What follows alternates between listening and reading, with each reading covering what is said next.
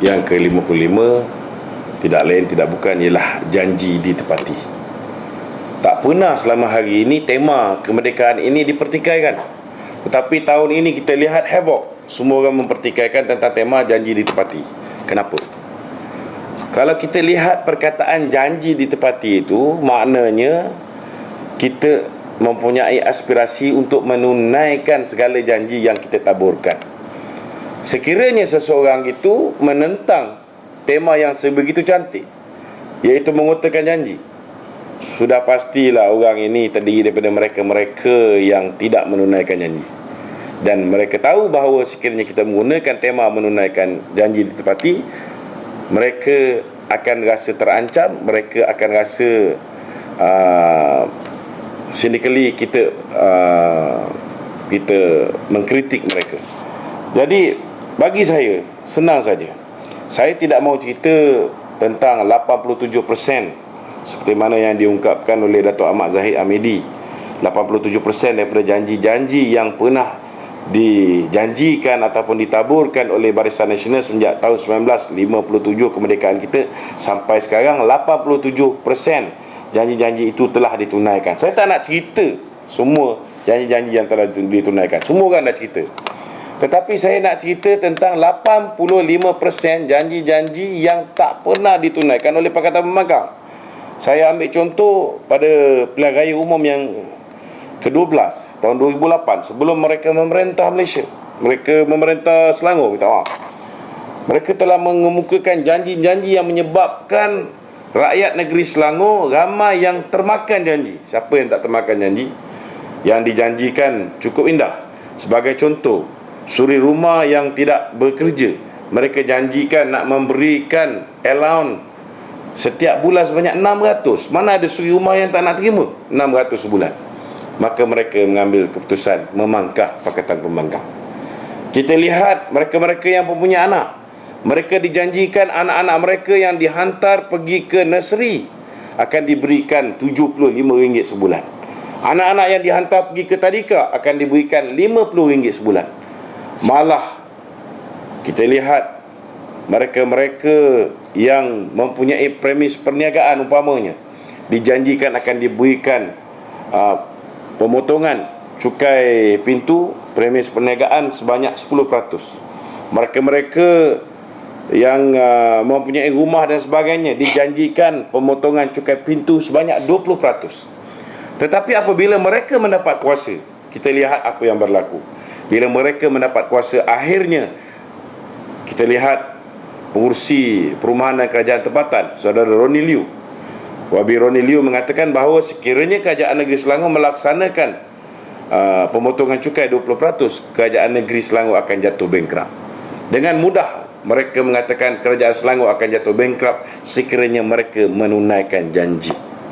Maknanya ketika mereka menaburkan janji, mereka langsung tak pernah memikirkan bahawa adakah mereka mampu ataupun tidak untuk menunaikan janji itu. Saya cuma menyebut beberapa perkara. Ada juga rakan-rakan daripada PAS yang menjanjikan bahawa sekiranya mereka berjaya memerintah Malaysia, mereka berjaya memerintah sesebuah negeri, mereka akan hapuskan pusat hiburan. Kita lihat mana berapa banyak pusat hiburan yang mereka hapuskan di Selangor umpamanya. Dulu zaman pemerintahan Barisan Nasional, 50 tahun kita perintah, 8 Mac 2008 ketika jatuhnya pemerintahan Barisan Nasional, mengikut perangkaan yang dikeluarkan oleh Majlis Keselamatan Negara, jumlah pusat hiburan yang berlesen hanya 700. Hari ini selepas 4 tahun mereka memerintah, bukan mereka hapuskan. Dulu mereka desak kita hapuskan, mereka desak kita tutup kilang arak, kilang Carlsberg di Shah Alam. Kita lihat tahun pertama 8 Mac 2009, dari 700 tadi melonjak menjadi 3,800. 8 Mac 2010 melonjak menjadi 4,500. 2011 melonjak menjadi 5,917. Dan hari ini 8 Mac 2012 sudah lebih daripada 7,000 pusat hiburan. 7,000, cuba kita bayangkan, 10 kali ganda. Kalah semua menteri-menteri kita punya KPI. KPI menteri yang terbaik KDN, Kementerian Dalam Negeri, 168. 168 maknanya, contohnya, Jika mereka meletakkan sasaran nak menurunkan kadar jenayah, katalah 7%. Jika mereka dulu ada 100 jenayah satu tahun, mereka turun 7%, maka tinggal 93. Maka mereka capai KPI, mereka dapat 100 poin. Tapi Kementerian Dalam Negeri, polis juga telah berjaya kurangkan kadar jenayah lebih daripada 11%.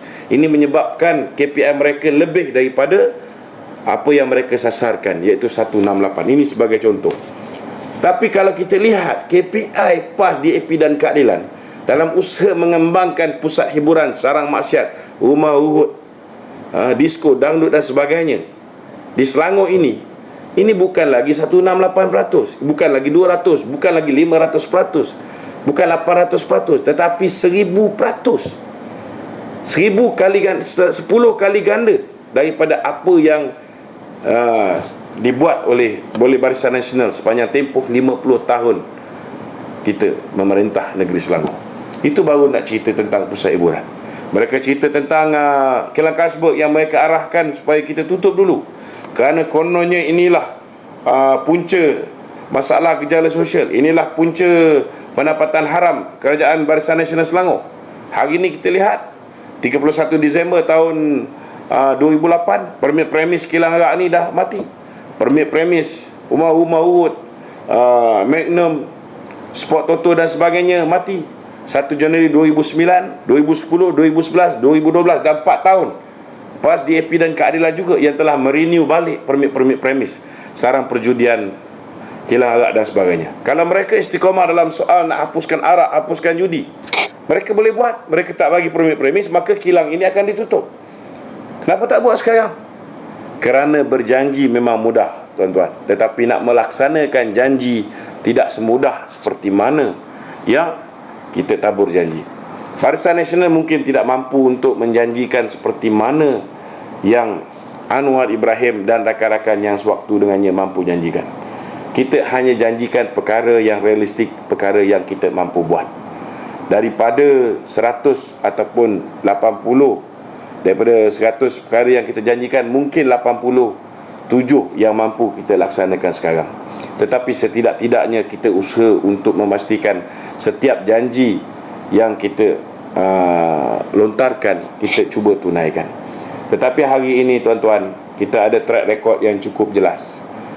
54 tahun Barisan Nasional memerintah, tuan-tuan boleh lihat bagaimana track record kami. Tetapi baru 4 tahun mereka memerintah, terlalu banyak perkara yang mereka janjikan sehingga hari ini mereka tidak boleh tepati. Itu sebab mereka begitu fobia bila mana kita menggunakan perkataan janji ditepati sebagai tema kemerdekaan. Saya rasa tuan-tuan boleh fikir, kenapa selamat menyambut Hari Kemerdekaan ke-55. Jangan lupa kita turun pada 8 pagi 31 Ogos tahun ini, kita berkumpul di Dataran Merdeka, dan di sebelah malam kita berjumpa di Stadium Bukit Jalil. Terima kasih.